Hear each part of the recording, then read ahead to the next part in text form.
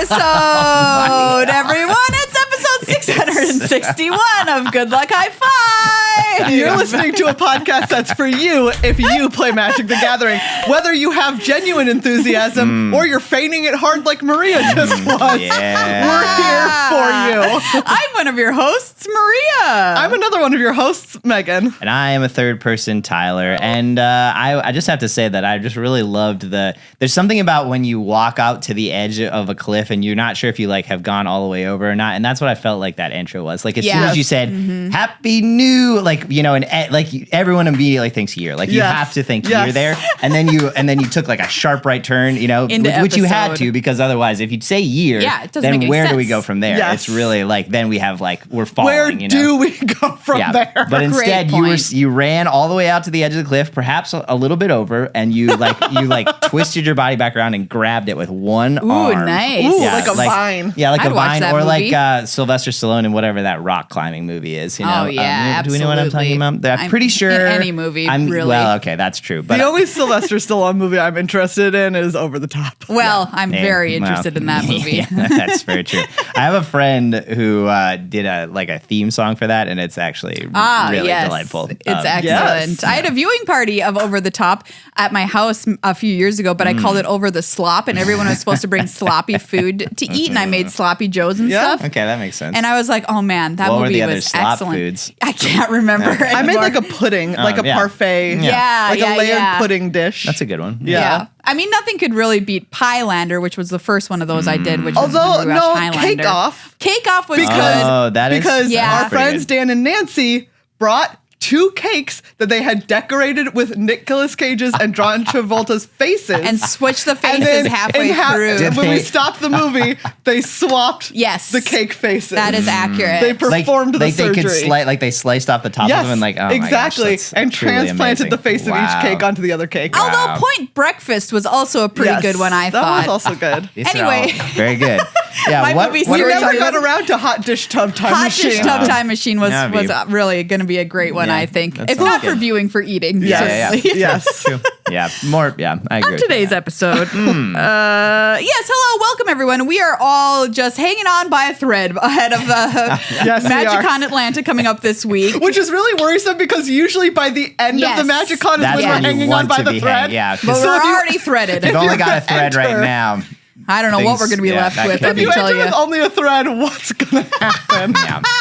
Yeah, it's a great question. Guess we're going to find out next week, kids. Make sure to tune in to watch our demise live on camera. We're going to be at MagicCon Atlanta coming up this week. We're going to be working at the Pro Tour, Megan and I. So make sure you tune in on twitch.tv/magic. If you're at home, check out the Pro Tour. It's going to be modern and draft. So it's not going to be standard. Some people are like, I'm not watching standard. That format sucks right now. To which I say, yes. You don't have to. It's right. And you don't have to. It's going to be modern. Yes, it's going to be modern. And do you know what? I've talked to a lot of people who feel like modern's in a good spot. Yeah, Yeah, I think I it agree. is. I think it is too. I think we're going to see some cool decks. And if you haven't thought about Modern in a while, really there's some new and exciting stuff that's going on. So True. I think it's going to be a fun thing to watch.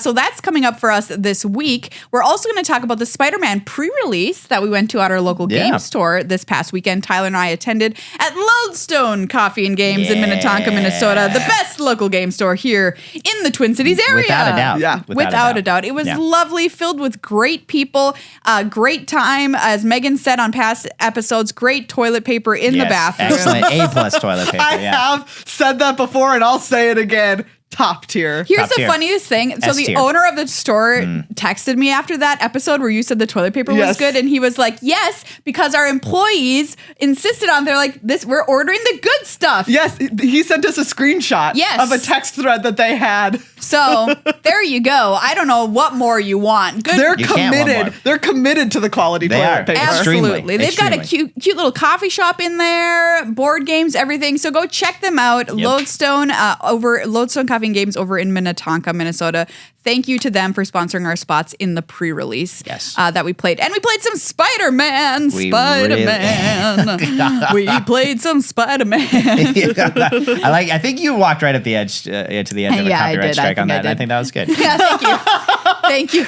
Let's hope YouTube blesses me and I can grab that vine on the cliff's edge before I fall over over the edge. But we're gonna get you up to date on everything that's going on with Spider-Man, the pre-release that's coming to Arena this week. It's gonna release in stores on Friday, as well as the Pro Tour. Get you geared up to watch that this weekend because, like I said, some people, you haven't been playing Modern. Don't worry, we're gonna let you know what the top decks in that format are and just give you a very brief overview of that, as well as Edge of Eternities draft, because that's going to be the draft format. Yeah, I was going to say, don't worry if you, for whatever reason, hate Spider-Man draft as well, because that's not what the draft format is. Not what they're doing.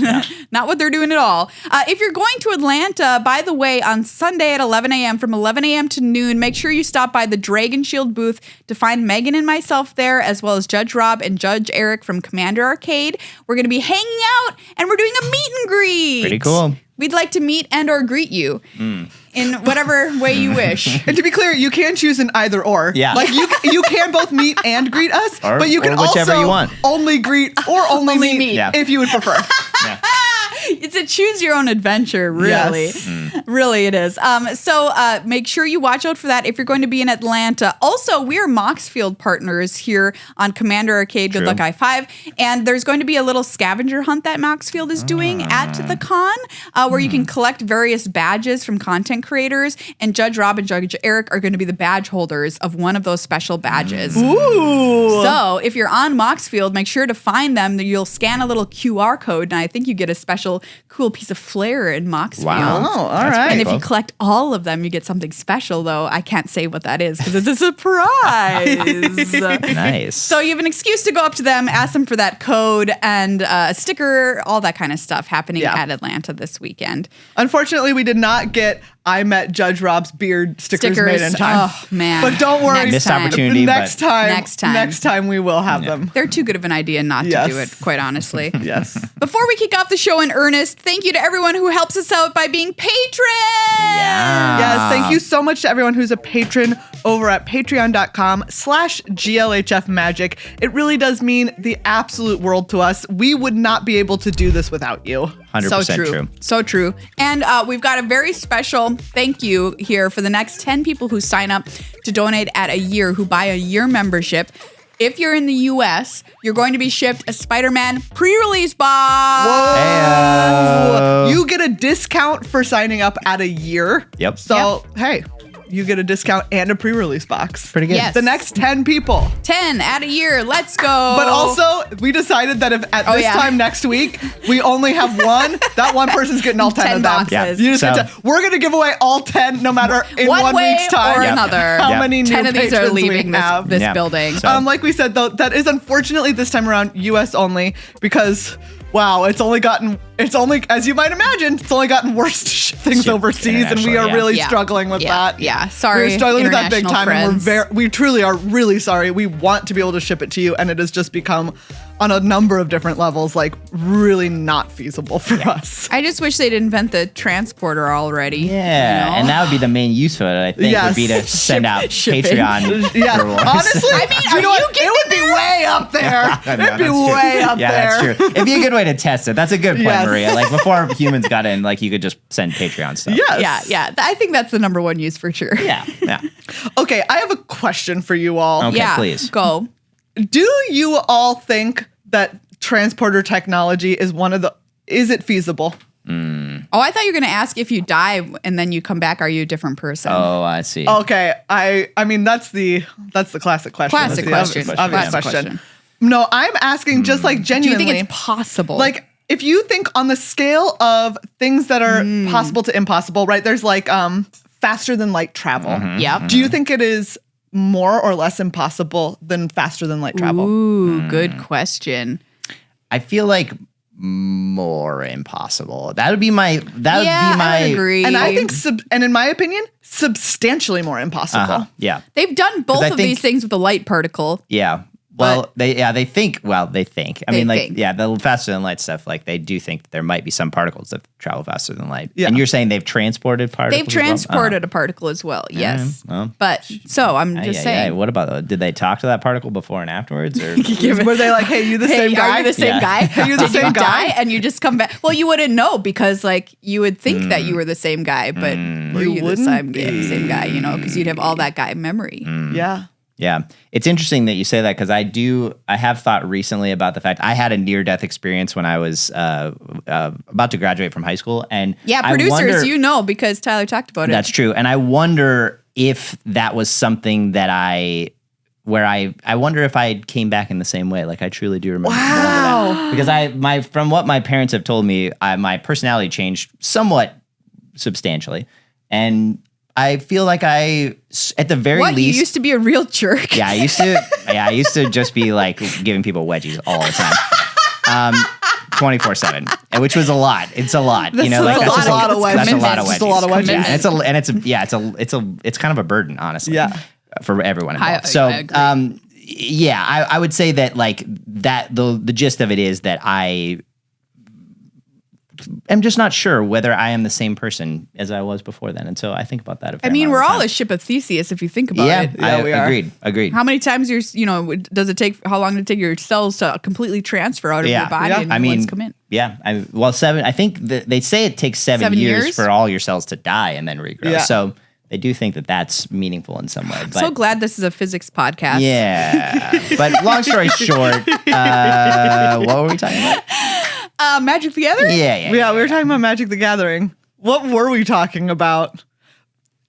Patrons and sending them some. I think that it is like a full, right? It is like a full I think that transporters to me way more impossible. Yeah, than faster than light travel. I think we've established that with our usual extremely inefficient way. Yeah.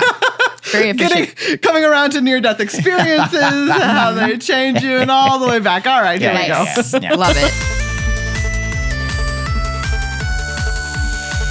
Let's talk about our spider time at the Spider-Man pre-release. So we headed out to our LGS for the Spider-Man pre-release, played some Sealed this past weekend with the Spider-Man set. It's a kind of strange experience because the Spider-Man set is a smaller set for a headliner set of Magic. Yep. And that means some weird stuff is going on, which means, and also because of the way the set was put together, there's so many legendary creatures in the set that it means that you can end up with kind of a pretty big drawback in your deck if you've got more than one of a certain legendary. Yeah, especially to get up to 3. Like 2, sometimes okay. 3 usually a problem in a 40 card deck. Yeah, so that was a unique experience that I hadn't experienced ever before at a pre-release. This pre-release is also less attended than any one that I've ever been at. Yeah. And I think that's just down to the fact that a lot of people just aren't super jazzed about the way that this set has been handled. Yeah, I think there's truth to that. It's really interesting, which I don't think I clocked until you told me that the pre-release wasn't super well attended. I was like, oh.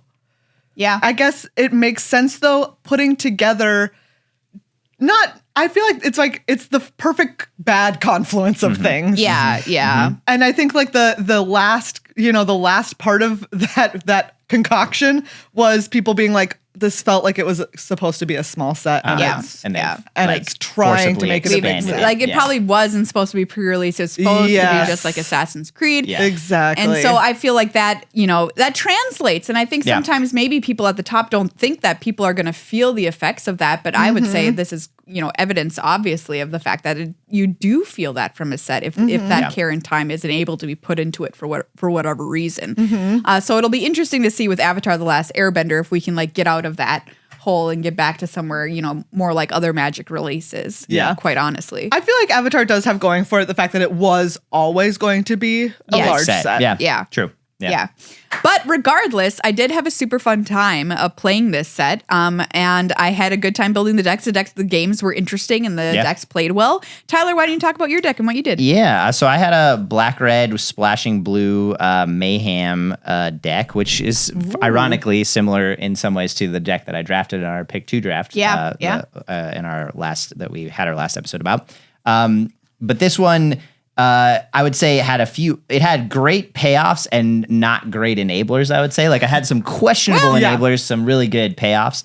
That's sealed for you. Yeah. I had that Scarlet Spider Cane again, the one or black red 2/1 menace when it enters, you may discard a card, and if you do, put a +1/+1 counter on him. Oh yeah. It also has Mayhem of 1 Rakdos hybrid mana. That card definitely a good 2-drop for that deck, just because it is both an enabler and a payoff, and that's what you want certainly in your Signpost Uncommon style cards. I also had the Ultimate Green Goblin. Card is disgusting. Definitely a good card. 3 mana 5/4. Yeah, 3 mana 5/4, 1 What? and 2. Absolutely disgusting. 1 hybrid Rakdos mana for 3 mana total. So it reads, at the beginning of your upkeep, discard a card, then create a treasure token. You don't have to sacrifice it though if you can't discard a card. So it's not like the whatever that dinosaur, that 3 mana 7/6 was. Rotting Regisaur, yeah, Rotting baby. Regisaur, thank you.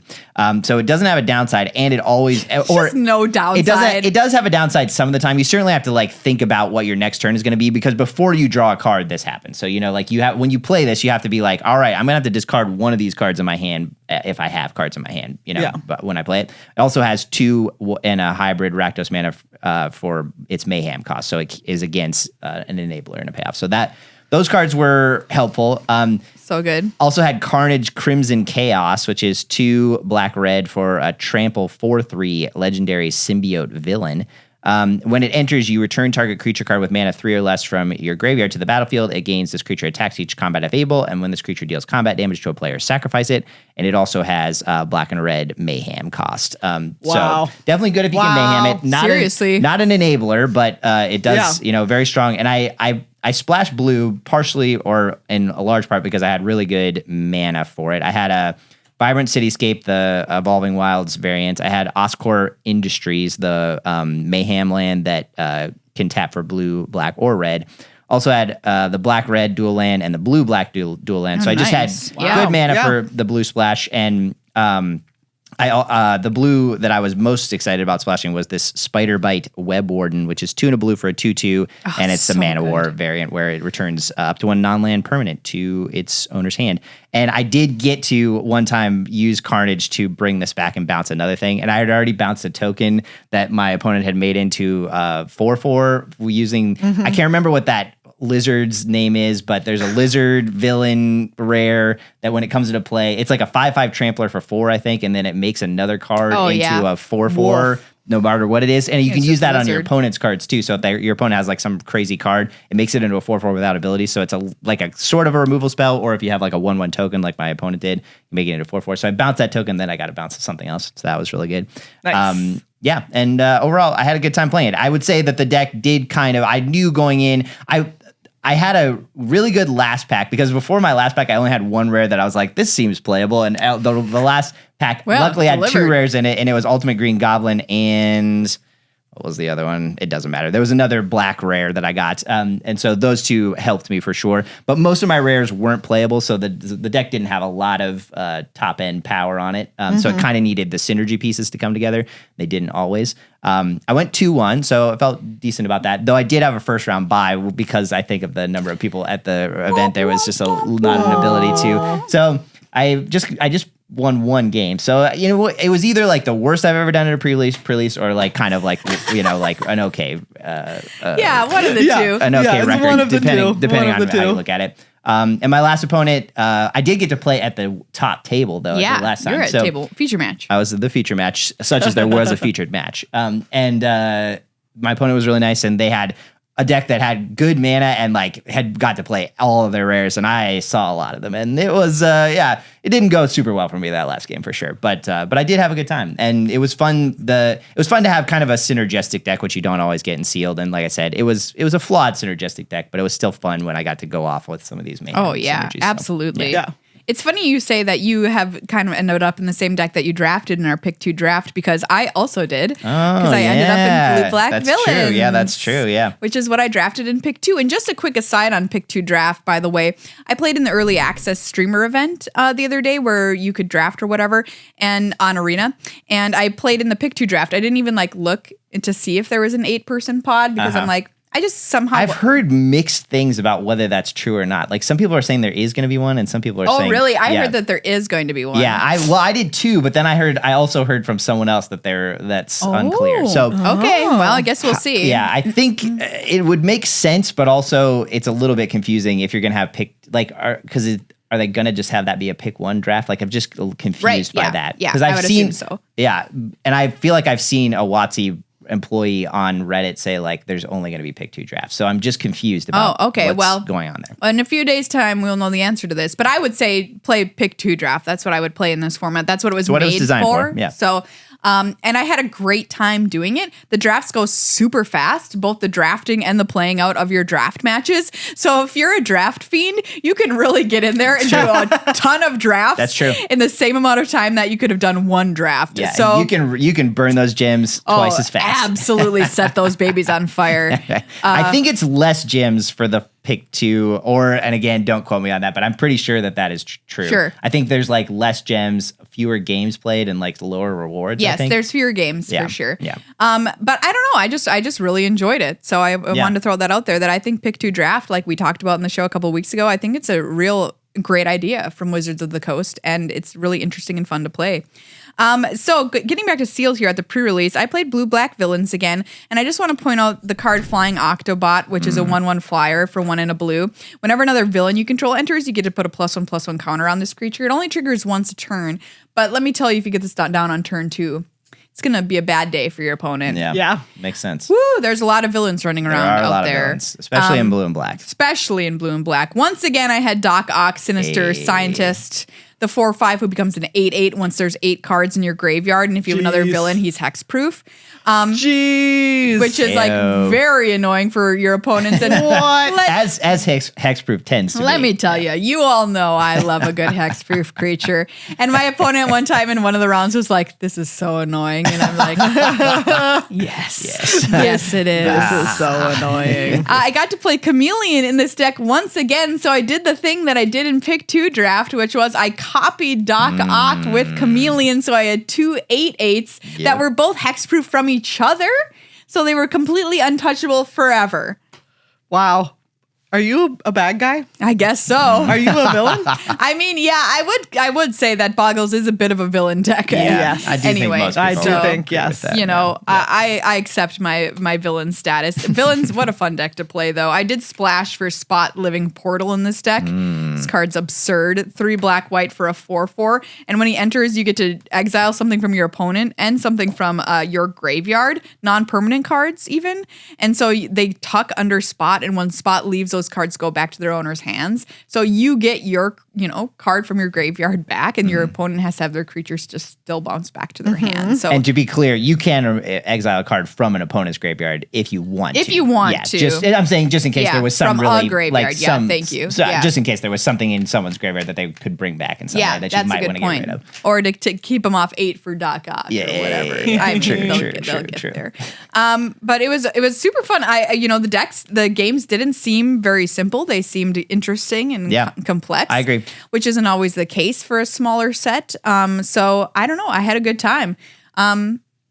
So I would recommend this format to people. I understand, why, enthusiasm for it might not be as high as other sets. Yeah. But overall, I had a good time playing it, and I do especially recommend the pick 2 draft because it just goes by fast, and you get to do a lot of cool stuff. I wish they could have figured, and I understand why it wasn't possible, I think, but if it could have been 4-player pods and just picking one card, I think that would be. There's something about the picking 2 that's fun, but it feels like it takes a little bit away from like what I love about draft, which is this sort of like surprise of every pack and kind of like slowly building the deck. Like the deck just feels a little bit like I don't know. It comes together quicker, but it does, But the 4-player pods is kind of like a revelation in some ways. Like, I agree. It feels like there's something really nice about them. Wow, Tyler, you didn't even tell us that you were morbing out. Oh yeah, I was morbing out. Yeah, I did. I was splashing the morbster as well. I was morbing out in this deck too. Were you? Nice. Wow. Yeah.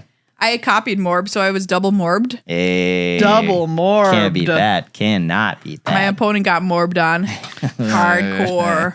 All right, well, I guess that sentence exists now. I guess that's and kind of permanently, Yeah.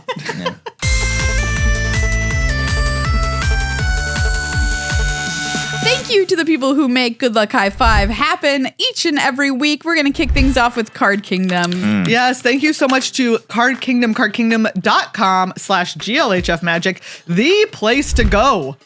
Period. Spider-Man is coming out this weekend, everybody. Friday, to be specific. So head to Card Kingdom if you'd like to buy any of that product. If you've got your eye on a Soul Stone, you can get some singles from them. I think that's going to just like... If you go to cardkingdom.com/GLHF, you can see Maria and I as absolute children. That's true, yeah. You can see Oh, them. Look at this Yes. video. Wow, yeah. Megan, I have to tell you, that video is also our video that's on our YouTube page. That's true. As like the Horrifying. kind of like As like the welcome bookmarked or- video. Who is this person? Well. And frankly, who's Who is that? person? I don't know. I don't know her, to be real with you. This is... We've been doing this show for 12 years, you know? That's actually a good chunk of time. And this was not even our babyest mode No. because we were doing video at that This point. was 6 years ago?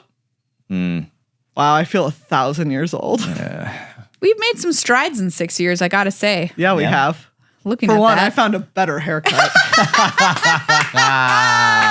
Well, haven't we all? Yeah, me too. Haven't we all? Yeah.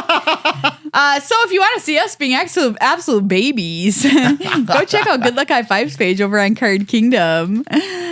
We love them. Check them out, cardkingdom.com/GLHF. Thank you as well to Dragon Shield. Yes. Heyo. Dragon Shield, another one of our amazing sponsors. You can meet us at their booth. We always love hanging out at their booth at They're Magic cool. Con They're just Kind cool. people, because yeah. they're so fun. Yeah. They're great. It's great to see people like checking out all of the cool stuff that they have to offer at the con, all Yep. of their cool con sleeves. Yep. And you can craft your own sleeves. Yes, you can. You Pretty can check cool. out their sleeve crafter tool if you go to their website using the link below this video or in our show notes and design your very own Dragon Shield sleeves. If you've got a cute picture of your cat, put it on some sleeves. If your friend made a weird drawing, Put it on some sleeves. put it on some sleeves. And give it to them as a special surprise present. Why do you? Well, I don't know who did that Yeah, recently. it's interesting that you seem like you were telling a secret right now. Yeah, I don't know. But it's a great place to design your own sleeves. And I don't know. I just think it's so cool, everyone. So And- check it out. You know, it's cool. And also, we as improvisers really love a bit. Yeah. And honestly, putting a drawing on sleeve. Yeah, it's a good bit. A sleeve printer is the best bit opportunity Yeah, out there. I agree with you. In a lot of ways. I And mean- it's kind of like unlimited bits. You know what it's I mean? kind Like, it's exactly. It's $25, y'all. That's so little. I've paid Way more. Way for more a money bit. for a way bit. less. if you want to. Okay, producers, stick around and we'll tell you the money that we've spent on bits. Oh my God. Let's get you ready for Pro Tour Edge of Eternities, friends. Happening this Friday, Saturday, and Sunday on twitch.tv/magic. Tune on in at 11 a.m. Eastern for Friday and Saturday. And then earlier, 10 a.m. Eastern on Sunday for the top 8. It's going to be Modern Constructed and Draft, which is Edge of Eternities Draft. Tyler, as a resident draft man, how have you liked Edge of Eternities Draft? I did like it. It wasn't. I think it was a little bit of a letdown after Final Fantasy, which we kind of Yeah, talked about. yeah. At the, How could it not be? It was Mhm. just like a tough slot for it to fill. I think the card shaped shoes. I'm a little struggling with exactly what I'm trying to say right now. But it had big sleeves to fill. big sleeves. Oh, Thank you. there That's it is. exactly what I wanted to say. Thank you. No Megan. problem. But I did enjoy it. I mean, the spaceship thing was unique enough, even though they were just enough a part of the meta that they impacted it. There were a lot of spaceships that you probably didn't want in your deck, but there were enough that were good that was an interesting wrinkle in the whole thing. They did feel like very different cards than pretty much anything that we'd had before. And yeah, I just generally it wasn't a format that I think I'll remember for a long, long time, but it was a format that it had enough differences that I enjoyed playing it, and the juxtaposition between Final Fantasy and it wasn't all bad because there was just some different stuff going on. If you were sitting down at one of those tables to draft, what color pair would you most want to end up in? That's a great question. I mean, it's pretty flat across the Yeah, board. it is. I as think. far as power level between the color pairs is concerned. Yeah, I mean, I feel like I would say blue-green. Like that would be my like. That if is I could number one. That would also be my pick. Yeah. If I could open up that blue-green like sign, like if blue-green was open and I got like one or two of those blue-green signposts and like some good rares, like in Even whatever just colors, one you could splash copy pretty of easily. that blue-green tutu. Yeah. Oh, yeah. And it's kind of the only color that can splash in the format, just because, like we've talked about, there just weren't a lot of Yes. duels, and Yeah. so there wasn't the same ability for like Even you with just, the lander tokens. yeah, even with the lander tokens, because it just felt like enough of a cost. Like the landers were really nice if you had some synergy with them, like if you had landfall or if you had some way to sacrifice them or an artifacts types themes, but like.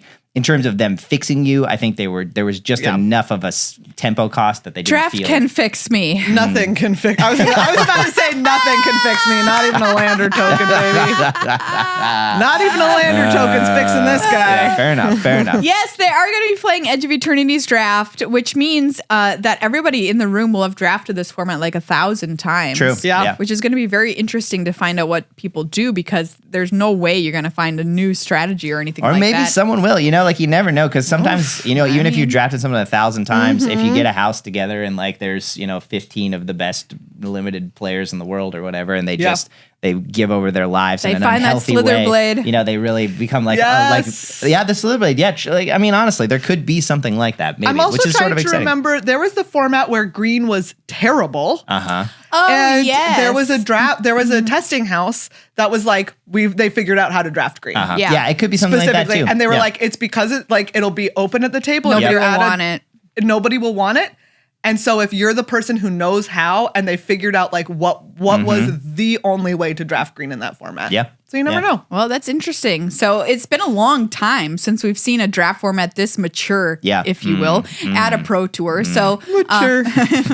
this It's true. much life experience under its belt, wizened. This many Grizzled. matches. Yeah, this many matches. Grizzled draft format of Edge of Eternities. So it'll be super interesting to see that part of the show. And then, of course, Modern, which we haven't seen on display at the professional level for a year. Yeah. And a lot of Crazy. stuff has been going on. So we're going to just give you a quick top overview of the top 5 decks in Modern heading into this tournament, starting out with number 1, which is Boros Energy. Classic little aggro deck, baby. Classic little aggro deck.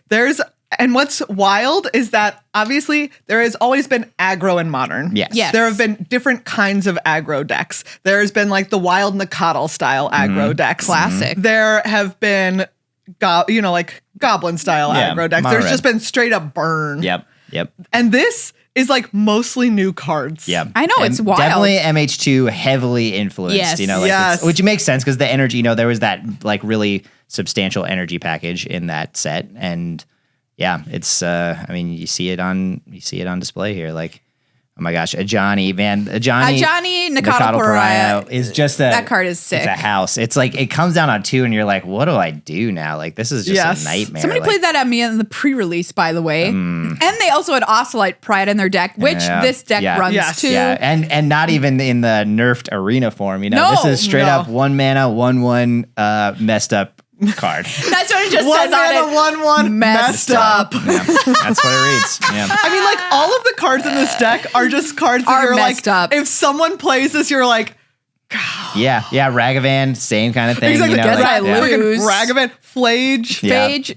Guess I lose. I mean, Yep. Flage. Yeah. Yeah, all of these, literally each of Phage. these cards, you're just like, well, I'm done. Yeah. I'm cooked. Yep, exactly. So I guess if your deck is just full of those cards, it makes sense that you would be able to do well. This deck can come screaming out of the gates, everyone, with this Ajani, with this Ocelot Pride. You're making a bunch of cats. Especially with this voice of victory, like Oh, yeah, there you go. They're screaming, and then they can't even play spells on your exactly, turn. yeah, because you're screaming so loud that they can't even concentrate enough to do it. That made me think, Maria, real quick aside, at the pre-release, you were like, should I play this counter spell? And I was like, oh yeah, it's a decent card. And you're like, but what if I just forget to play it at instant speed? And I was like, well, if you don't play it at instant speed, it's going to be bad for sure. Like, of all the cards, Classic Maria, instant speed just simply does not exist. Does not. And when you think about it, if you exist. don't counter at instant speed, it's pretty much a dead card. In fact, you cannot counter except at instant speed. Yeah, that's kind of the only way to do it. So anyway, Maria Called only out, believes called in out. spells on an empty stack. yeah. I believe in sorcery Keep that speed or stack nothing. clean, you know what I main mean? phase Exactly. 1, main phase 2. Yeah. That's it. I'm done. Those are my I times to wash my cast hands of spells. this game. This deck seems super powerful. I mean, Yeah. again, it truly does just like. Yeah, If my opponent goes turn 1 Ocelot Pride, like turn 2 a Johnny, I'm like, great, cool, yeah, well, fine. guess that's that game. Okay. Yeah. we expect this to be the most played deck going into the weekend, but of course, we've often been surprised at Pro Tours of what ends up being brought by the pros. Yeah. Yeah. Coming in at number 2, another new deck in a way, Tameshi Belcher. Tameshi? How do you say this card's Tameshi. name? Tameshi, Tameshi. thank you. From Tameshi Reality Architect. I'm not even going to pretend to know how this deck Yeah, works. same, I can't even start. I don't know you all. You go look at the card list and tell me what it We does. know it's a Belcher It's deck. a Belcher deck. We know it's going to be playing a lot of, modal lands. We know that. Yes, there's no basic lands, there's no normal lands Yeah. in this card list. So that's the weird thing about it. And it's all to enable the belch. You're damaging them out with belch. Yeah. 3 tap, reveal cards from the top of your library until you reveal a land card. And that's important, obviously, why we don't have any lands, quote unquote, in this deck. Goblin Charbelcher deals damage equal to the number of non-land cards revealed this way to any target, which is their face. So that's how you win with this deck. Yeah. And a lot of people, they'll say, well, isn't this deck a glass cannon? Really easy to get rid of. Goblin Charbelcher, which is an artifact or whatever. But this deck does have a lot of ways to be able to go into its sideboard and to basically make sure that doesn't happen. Tons of counter spells. It plays Force of Negation, that kind of stuff to protect itself. And also, I'm guessing this Flare of Denial is also probably a reason why this deck is around now. The one that's the free one from MH2. Oh, that yeah, You can yeah. sacrifice a blue creature. I'm guessing that.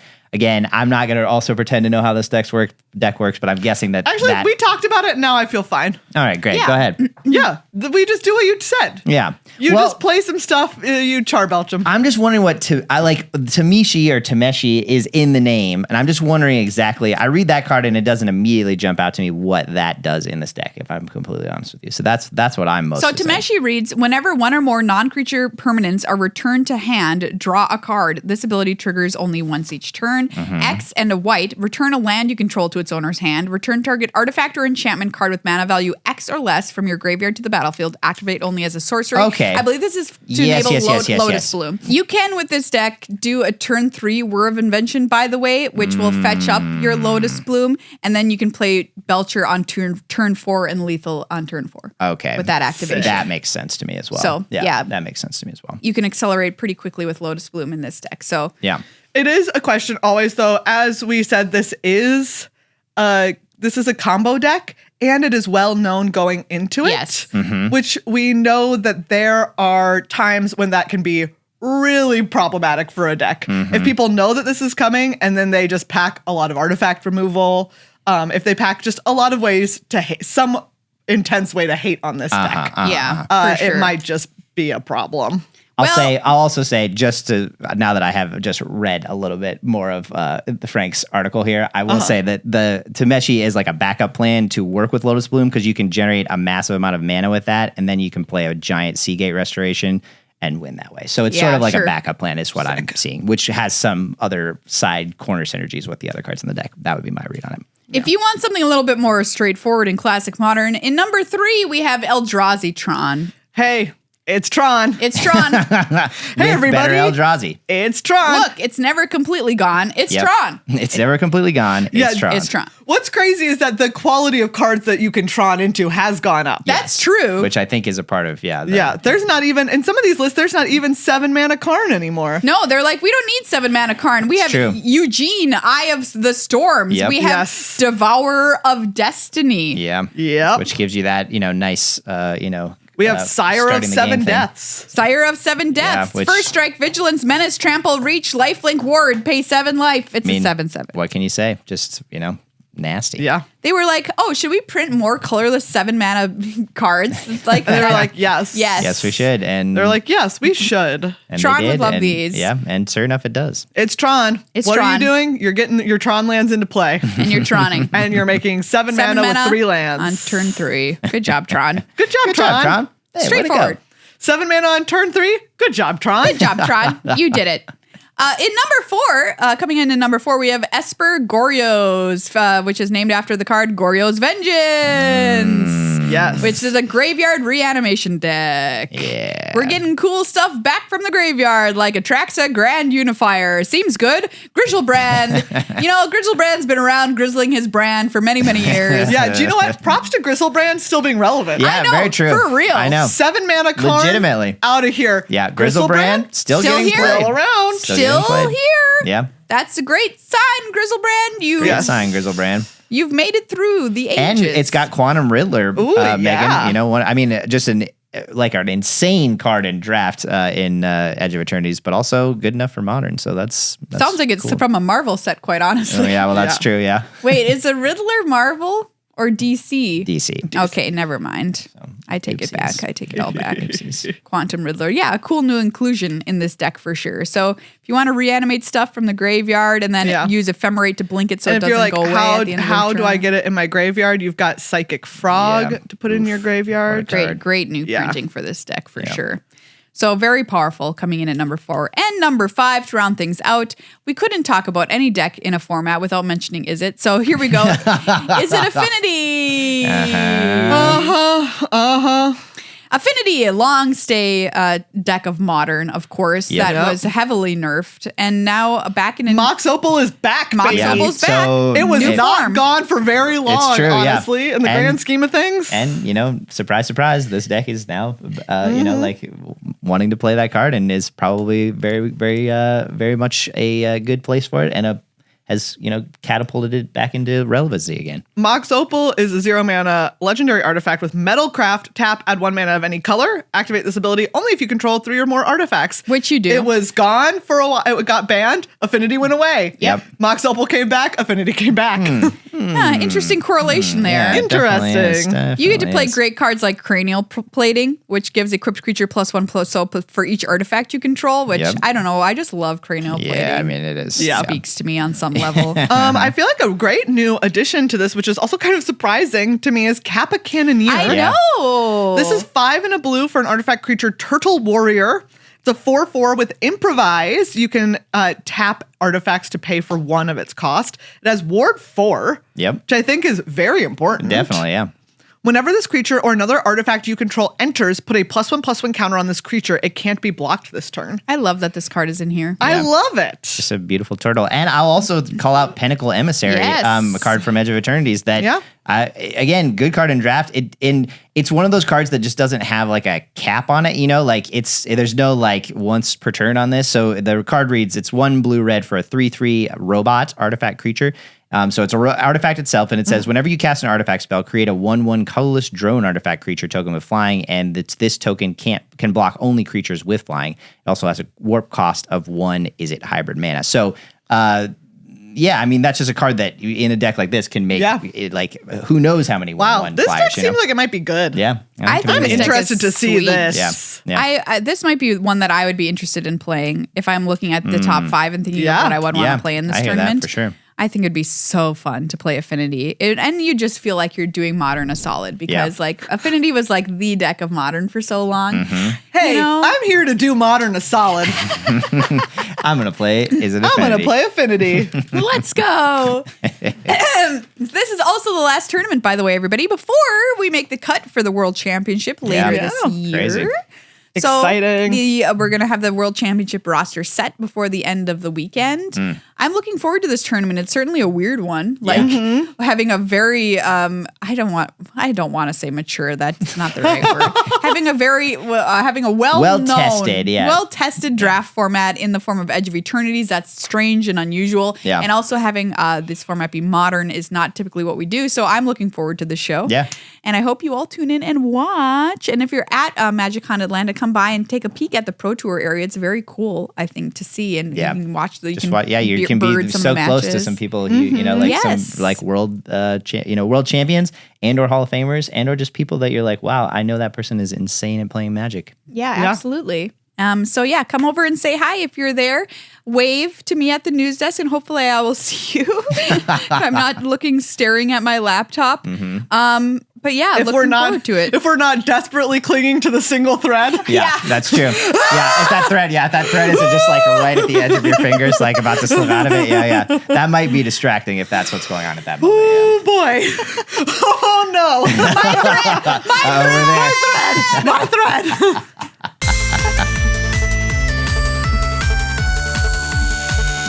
Thank you, everyone, for taking a listen to this episode of Good Luck High Five. Thank you to Card Kingdom, Dragon Shield, and all of our patrons over at patreon.com/GLHF Magic. Remember, the first 10 year-long patrons before our next episode will get a Spider-Man pre-release kit. And if it's only one person, guess what? You're getting 10 kits. You get 10 of them. Congratulations. You can have your own pre-release. That's actually Yeah, true.